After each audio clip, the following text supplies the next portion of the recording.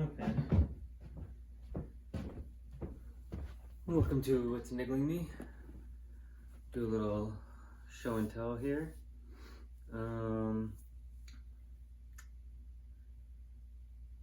Let's start, now that I can start pulling up videos of people. Let's look into this guy. Fuck, I don't know what the volume's gonna be like here. Let's see what we got.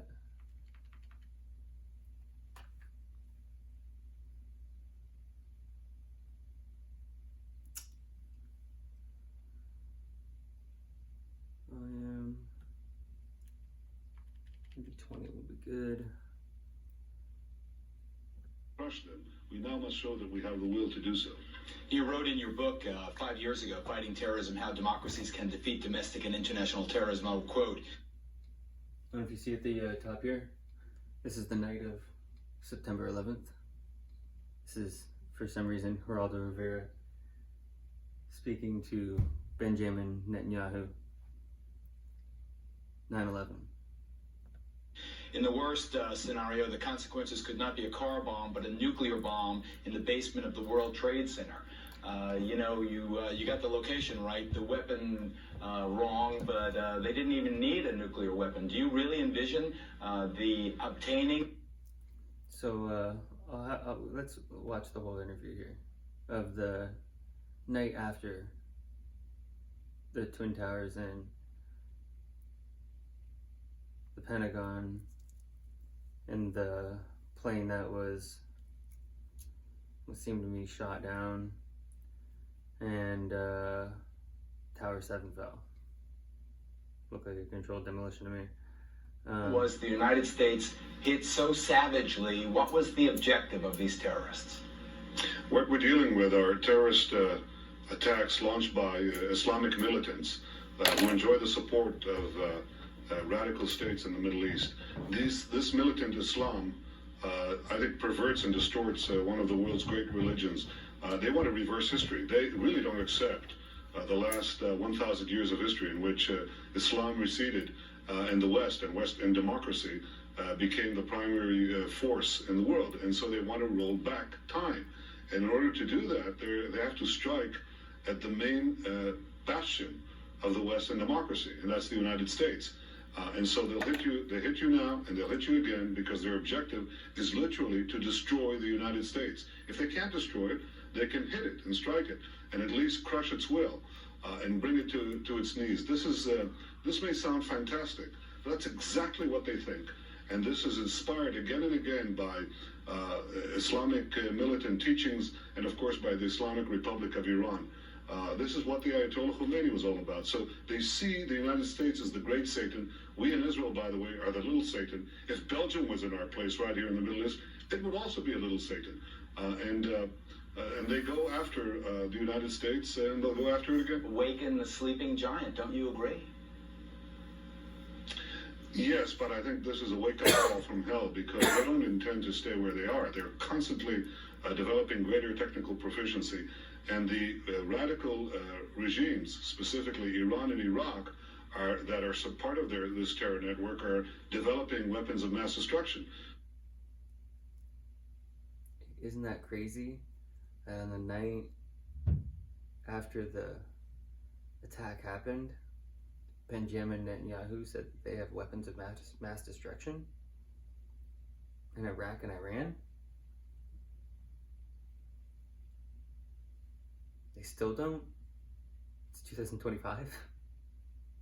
So the next time, as horrific as this attack was, as horrible and agonizing and loss of life, the next time you will see not thousands or 10,000 people die in New York, but millions. In other words, once this Islamic militancy acquires nuclear weapons, they might change history. They might destroy our civilization, our freedoms, our democracy that they hate so much.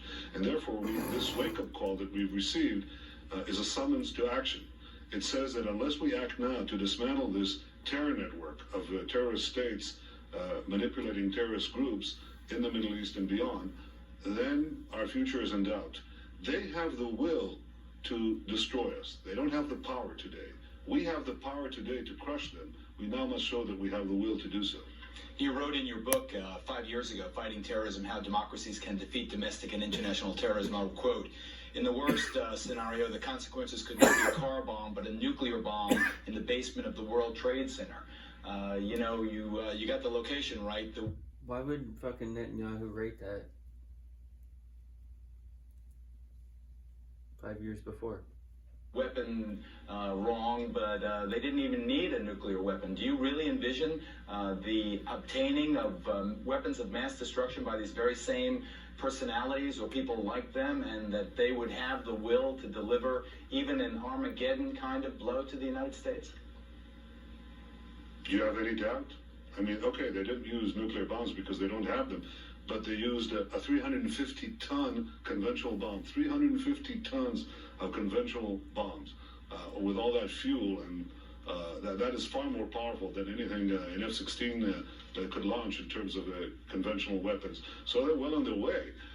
But it is important to understand that none of these groups, not Bin Laden, not the Hamas and Hezbollah and the Fatah Fatah groups, Arafat's own group that formed this network of terror, none of them could act without states, without terrorist regimes. It's important to understand that. These terrorists don't float in the air. They need territory. They need a place to be launched from, to come back to coordinate. That is, those who don't commit suicide, those who orchestrate, plan, execute, arm, dispatch these terrorists. They need a place to be, and that place to be is a handful of states in the Middle East: Iran, Iraq, Afghanistan, a few Arab states, and indeed this complex that includes also Arafat's own Palestinian domain, which has become, in fact, the factory of suicide bombs. Arafat has summer camps. Geraldo, he has summer camps in Gaza where Hamas and Islamic Jihad teach Palestinian children to become suicide bombers.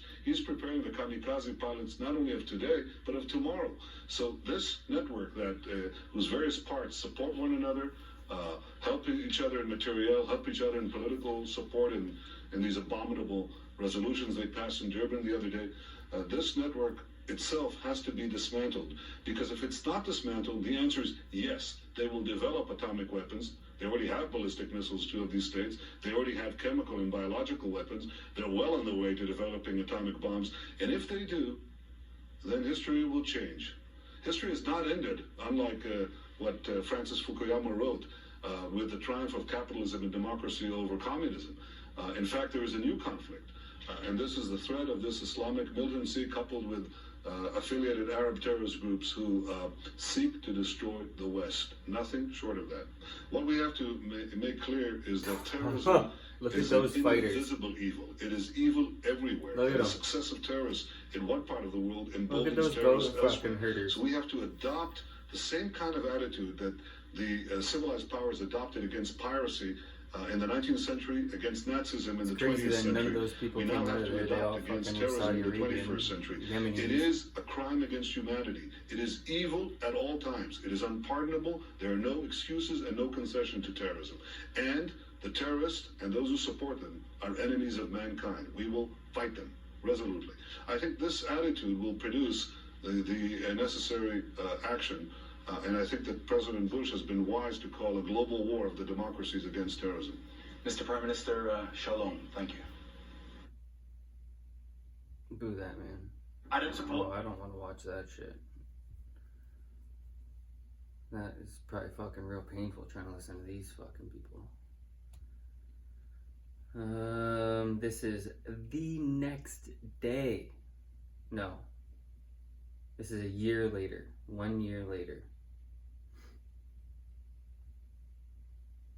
In Washington.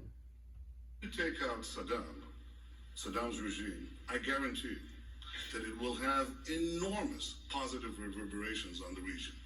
And I think that people sitting right next door in Iran... This is 2002. It's almost 23 years later, September 12th. And I don't believe that it's had positive reverberations. People. It seems like we have a lot of immigration because of these wars. And many others will say The time of such regimes, of such despots, is gone. There is a new age. How many Something new is millions of happening. people Is that are dead? speculation on your part, or you have some evidence to that effect? I was asked the same question in 1986. I had written a book in which I had said that the way to deal with terrorist regimes, well, with terror, was to deal with the terrorist regimes. And the way to deal with the terrorist regimes, among other things, was to apply military force against them. The way we did in Afghanistan.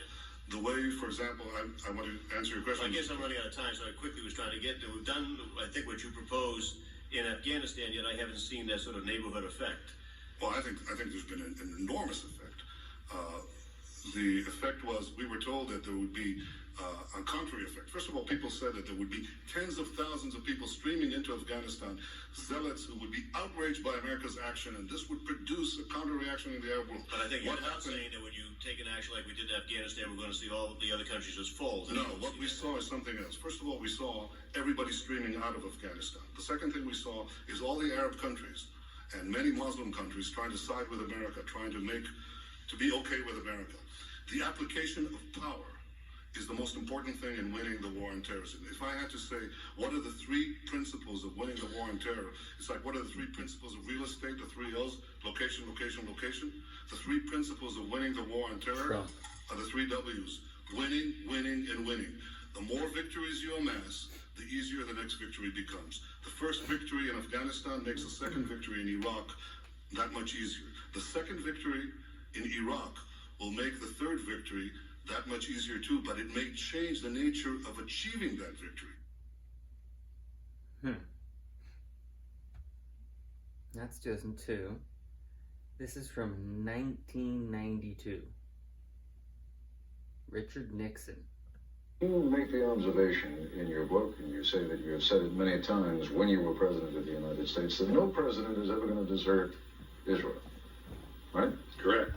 I put it more bluntly. I said, as I told congressional leaders during the 1973 Yom Kippur War, no American president will let Israel go down the tube. Right. Democrat or Republican, it's not an issue. That is stated fairly categorically, and yet in your book you make it clear at the same time that Israel really is not of any enormous strategic value to the United States anymore. That's correct. So why then would the United States continue to burden itself with huge loans, in some cases outright grants, to the Israelis, jeopardize possibly young American fighting men, when there is no strategic value involved, or little strategic Because the value? United States is concerned by more than strategic values. That's maybe a weakness, but it's the way we are. And there are moral issues involved here. We don't have an alliance with Israel. As you know, they're not an ally of the United States in the technical sense. But we have a bond to Israel that's much stronger. It's a moral commitment. A moral commitment because of what happened during the Holocaust, and a moral commitment because it is a democracy, the only democracy in that area. And under the circumstances, that is why American presidents and the American people in the future will support all out the survival of Israel if it's attacked. You've always been a very tough, pragmatic man.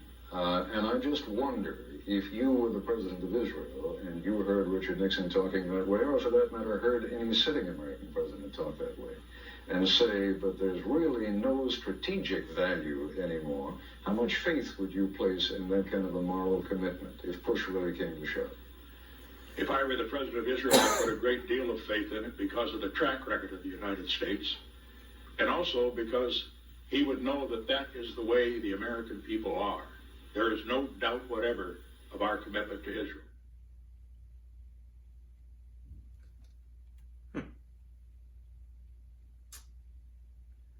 It's weird.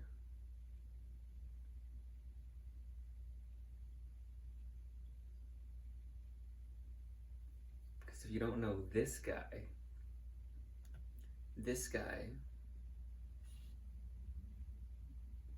Jonathan Pollard, former American intelligence analyst who was jailed for spying for Israel. He sold numerous secrets. Look at this. Including the national intelligence National Security Agency's 10-volume manual on how the U.S. gathers its signal intelligence, and disclosed the names of thousands of people who had cooperated with U.S. intelligence agencies.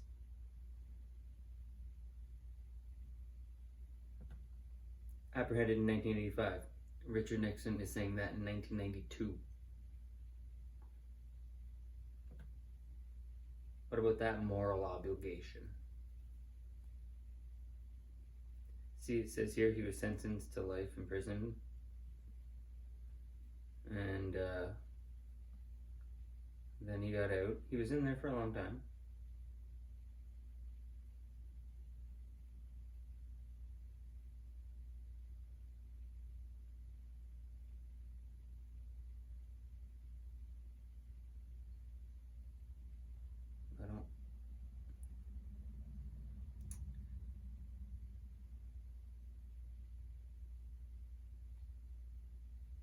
We want to get the sentencing.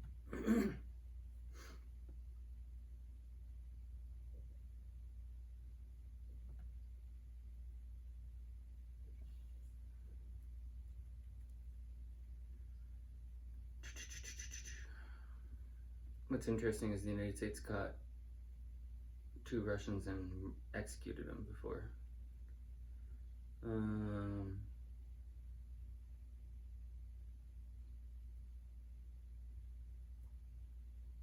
In summary, he gets out and he goes to Israel, but and then Trump pardons his Israeli handler.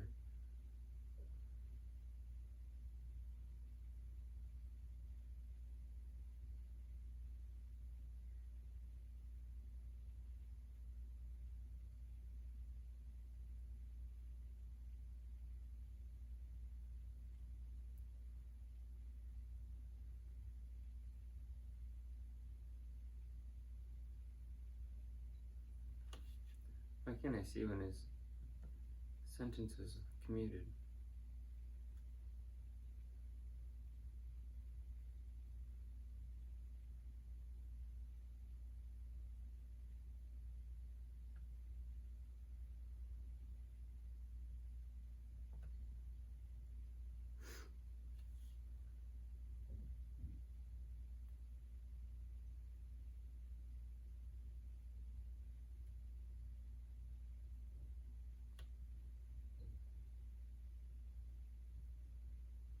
Here, 2015. Went in 87, out 2015.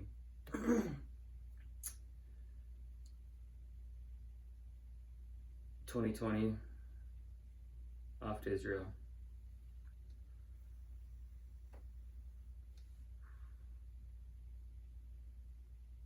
Look at this. Advocated a population transfer to relocate Gaza's Palestinians to Ireland. Okay? Then you heard stupid fucking Netanyahu there. What's it say? Israelis detained before 9/11. Before the September 11th attacks, around 140 Israelis were detained in the United States as part of a widespread investigation into a suspected espionage ring run by Israel inside the USA. Most of those arrested had served in the Israeli armed forces, though military. Yeah, at 18 you have to be put in there. See this here? September 11th. Oh, I didn't want to click it. Attacks, advanced knowledge, conspiracy theories. Hey, 100%. You can read through there. And they clearly knew and followed the hijackers in Florida. I know it. There's fucking proof. And they used O2Go, and there was forewarning about attacks that day.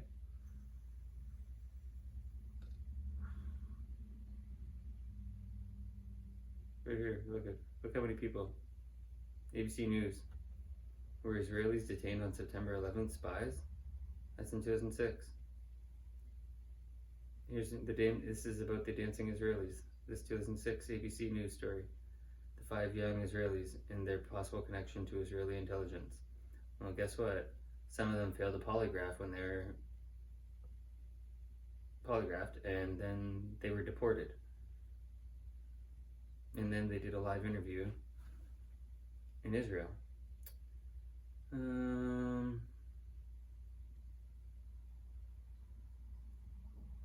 This is hilarious. ADL, Unraveling Anti-Semitic 9/11 Conspiracy Theories. Let's just open that on the side because it's probably hilarious for me to read through eventually. It's a PDF. Hilarious. Facts. 19 of the militants associated with the Islamic terrorist group Al-Qaeda that resided where? I believe that they're all from, none from Iraq. No, I know. None from Iraq. None from Afghanistan. Saudi Arabia was involved. And on another episode, I'll show you videos of them.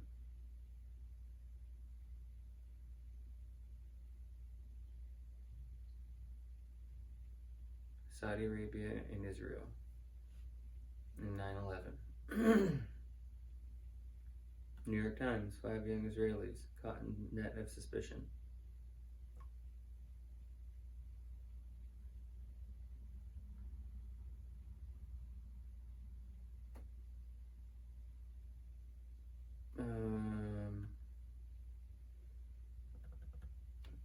Truck bombs on 9/11. What do we got?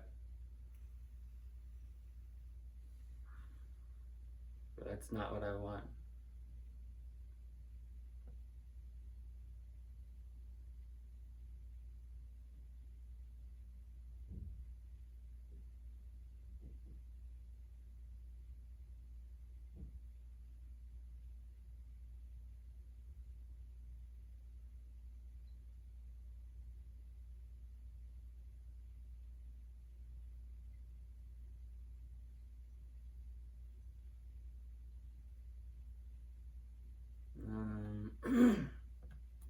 Found.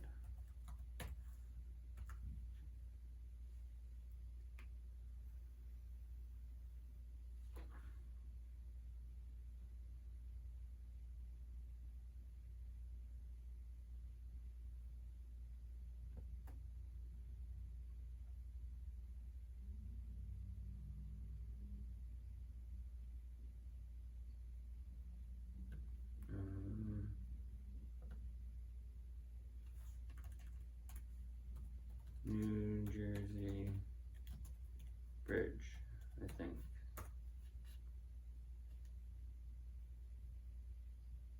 Oh, conflicting there, eh?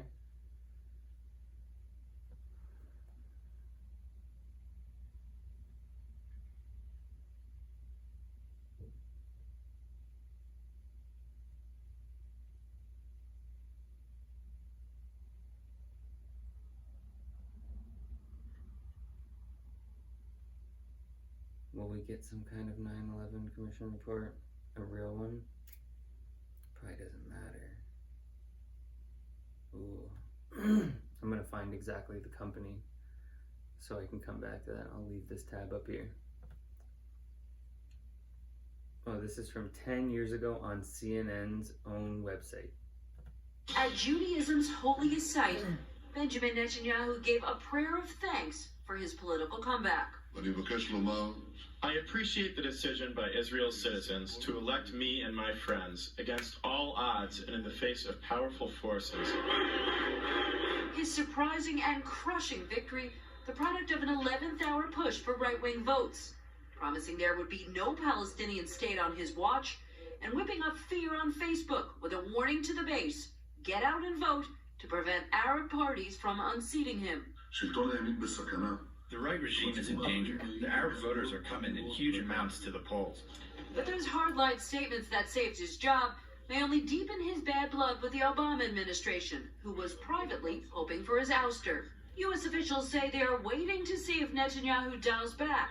If he doesn't, it could be a game changer for both the peace process and U.S.-Israel relations.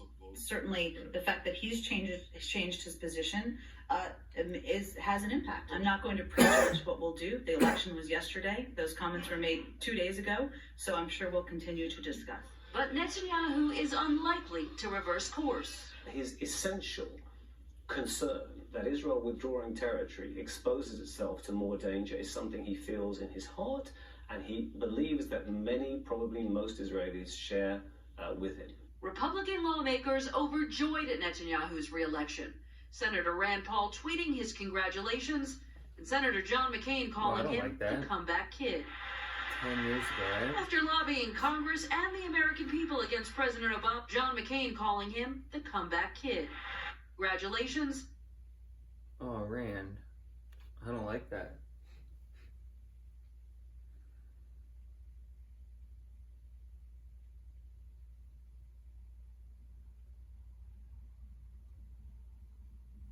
I don't like that.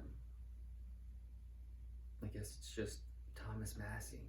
And Senator John McCain calling him the comeback kid. After lobbying Congress and the American people against President Obama's policy toward Iran, Netanyahu is likely headed for another showdown with the White House ahead of the March 31st deadline for a nuclear deal. This prime minister is way too committed on the Iran issue. It's almost messianic for him, and he's going to want to fight. So there is a real opening there for some continuing. 10 years ago. No Palestinian state, he says. And that guy says he's serious about Iran. Clearly, every single time in every one of these videos, he's mentioning Iran. Why do we have to go to war with Iran? Because we're going to support that in Canada? It's stupid.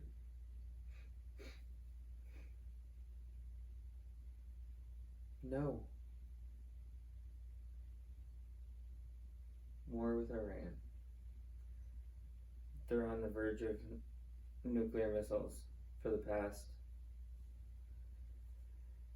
decades. I don't even know. Decades. Netanyahu's been calling on it for decades. Good 30 years, Iran might have nuclear weapons, while Israel stole nuclear weapons.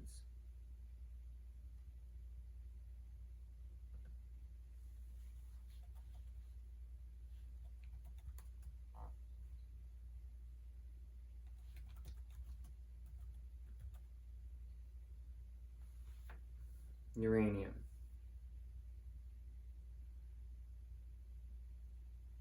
Israel is widely believed to possess nuclear weapons, and there have been allegations that it obtained highly enriched uranium from the United States in the 1960s. However, regarding the specific year 1991, there is no direct references in the provided context to Israel stealing nuclear material that year. Instead, the context mentions that in 1991, nearly 20 top Jewish Soviet scientists reportedly immigrated to Israel, some of whom had been involved in operating nuclear power plants and planning for the next generation of Soviet reactors. Yeah, because I'm pretty sure right around that time, 300,000 Russians moved to Israel. But now,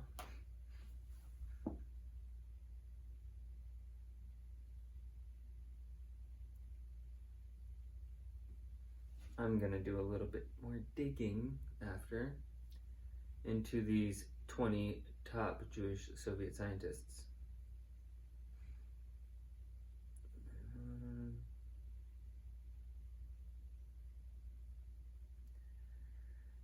Scientists that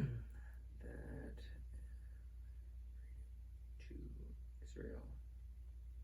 Can't wait to learn their names and what they got up to.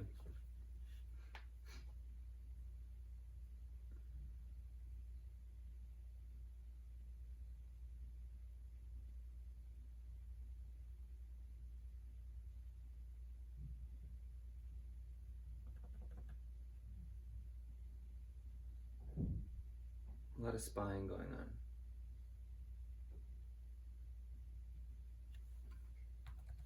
I'll land on this.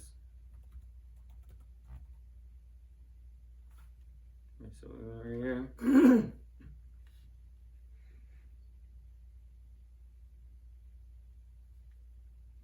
15 of the 19 hijackers were Saudi nationals. And I'll show you this in video of these people. We'll do maybe the next episode, even though there's a couple people I want to do. Now that I got this here.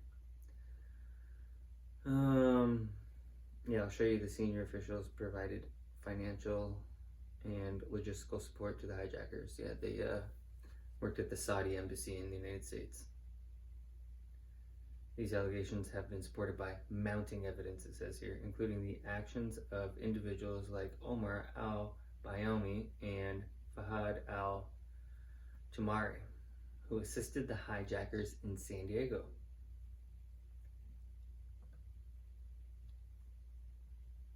See, this is, oh, whoa, what did I just do? This is what I was saying recently in an episode. But now I got the computer. The U.S. government has long maintained that there is no conclusive evidence linking the Saudi government to the attacks. However, families of the 9/11 victims, Terry Strada, have pushed for the release of more information, arguing that it will reveal deeper involvement between the Saudi government and the Al-Qaeda terrorists.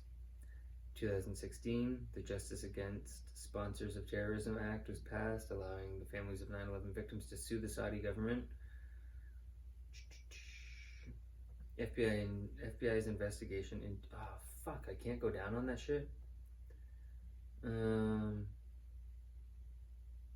Into possible Saudi involvement has been a key part of the legal battle. In 2020, a report was released that implicated several Saudi government officials in providing assistance to the hijackers, Nawaf al-Hazimi and Khalid al-Mindahar. Despite these developments, the U.S. government has been cautious about releasing all information related to Saudi involvement, citing national security concerns. Boo-hoo. Fucking Jonathan Pollard fucking released a fuckload of them before.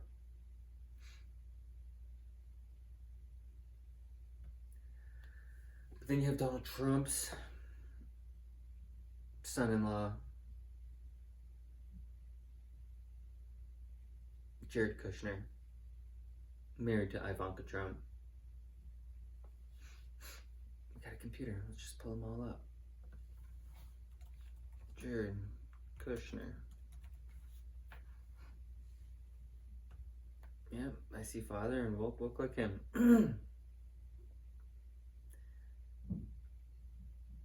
He convinced Donald Trump's wife to become Jewish.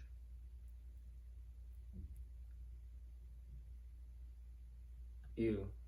Stephen Witkoff and Jared Kushner on the new era of the U.S. Middle East.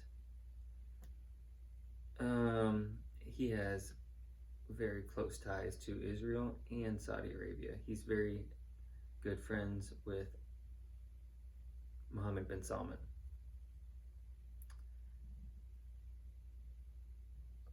This fellow here, his father, is a dirty businessman with very close ties to Bibi Netanyahu. Bibi Netanyahu has even stayed at Charles Kushner's house. And he is a felon.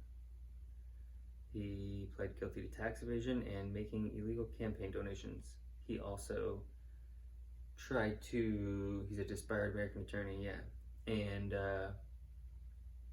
he tried to honeypot his sister's husband.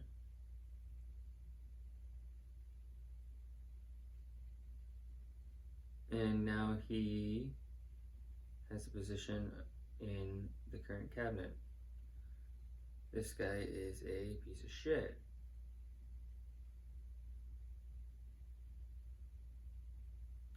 What is he? U.S. Ambassador to France.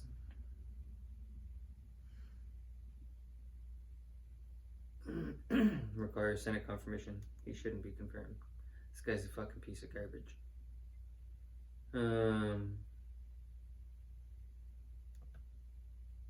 Yeah, this guy's no good. Jared Kushner's father, and then Jared Kushner. Now that guy's trouble, man. See this guy? That guy's making deals behind the scenes.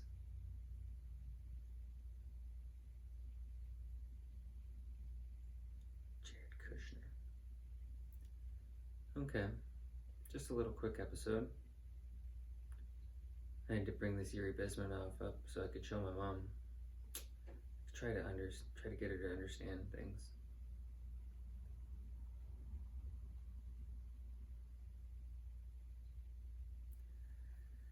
Jared Kushner, Bibi Netanyahu. Ooh, nothing wants to pop up, eh?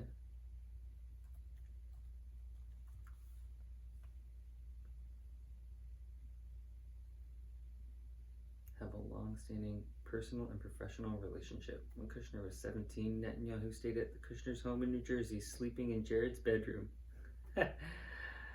Well, Jared moved to the basement at night. That is so funny that it has that in here.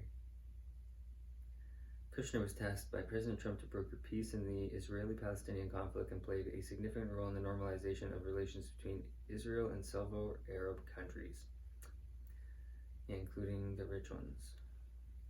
Oh, I can't believe I can't scroll down on that. Kushner's personal ties to Netanyahu have raised questions about potential bias in his role as a mediator in Middle East peace efforts. I don't know if this shit's listening to me and telling me what I'm saying. It's a new computer. I don't know.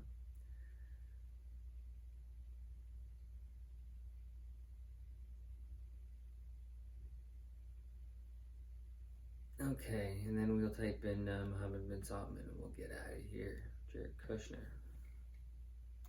Ooh, I don't want to disappoint anybody. I don't know how to spell this guy's name.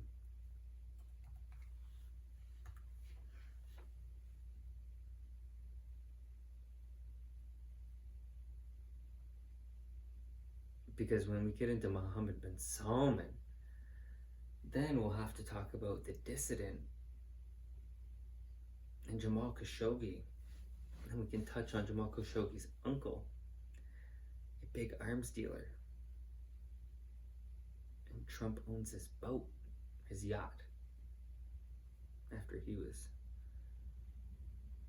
disappeared. Maintained a close relationship, defended MBS, even though he's a murderer. See this? Despite the Crown Prince's involvement in the murder of Washington Post columnist Jamal Khashoggi, calling him a visionary leader. And he did make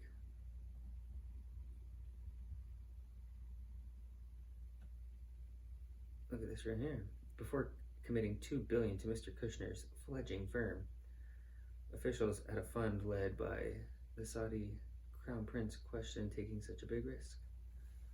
New York Times. Fuck, it's right here.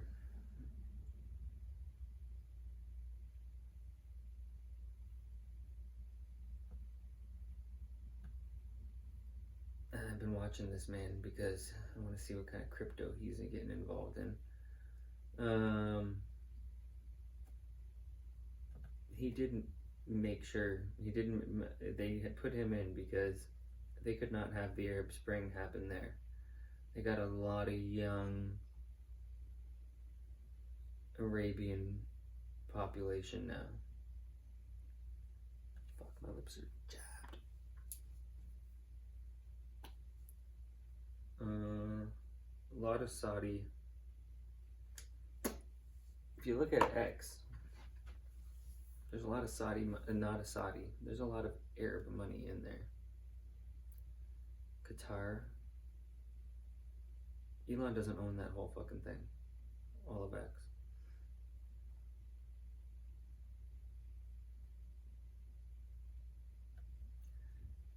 potential normalization of ties between Saudi Arabia and Israel. I think they've been going on for a long time. Middle East peace process. Yeah, I just don't believe it.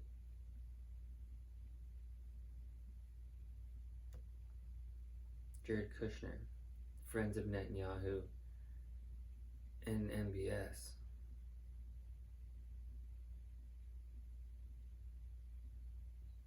What do we got here? Total Times of Israel. Democrats urge probe Kushner for speaking to MBS about Israel.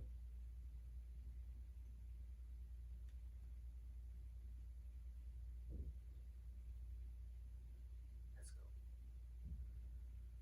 Saudi normalization.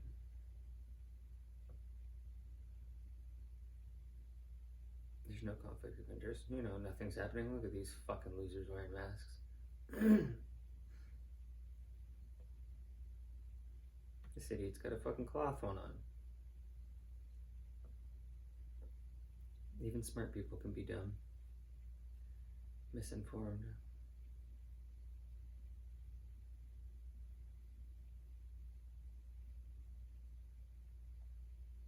Oh. This is the person? This guy is absolutely one of the most annoying people ever. Of all the senators I heard during confirmation hearings, holy fuck is he annoying.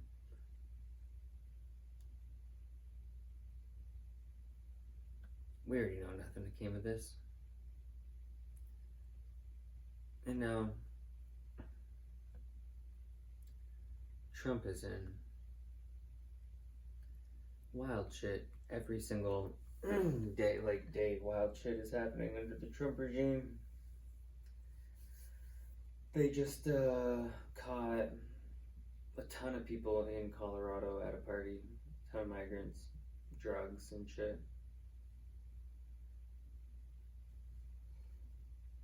Wild.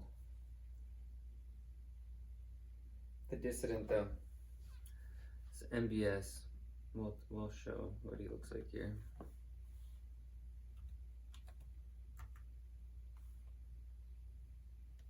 Need some glasses there.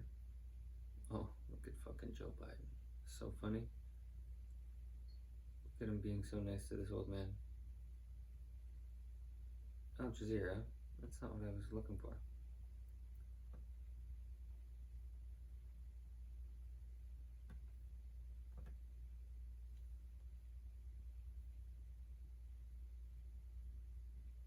I don't know how to zoom this thing in.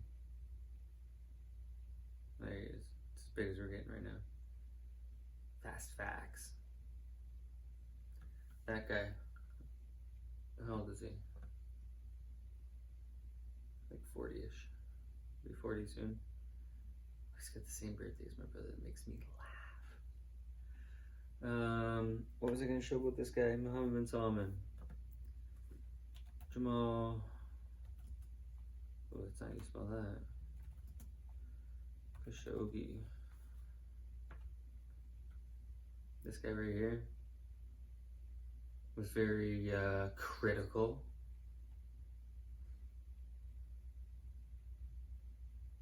And that's the last time he was seen. The dissident.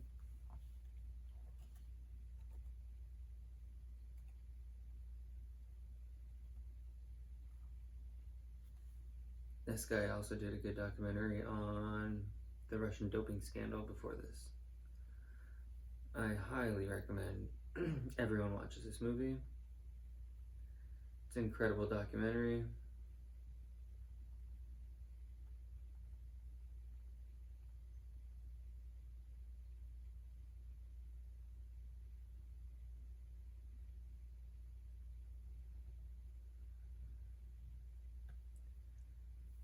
Follows the assassination of Jamal Khashoggi and Saudi Arabia's effort to control international dissent.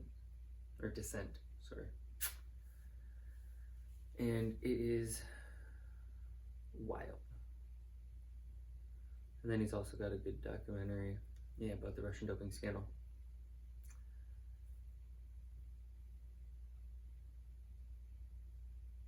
I'll cover some more NBS. I got a lot of people I want to cover. Now that I got this, I can pull people up. I can source everything right now in real time. Everything unedited always.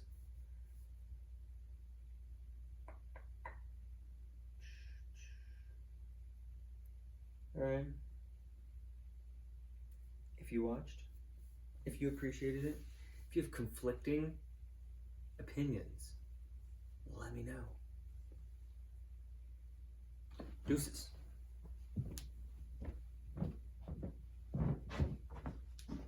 Well, that looks dark as fuck, eh?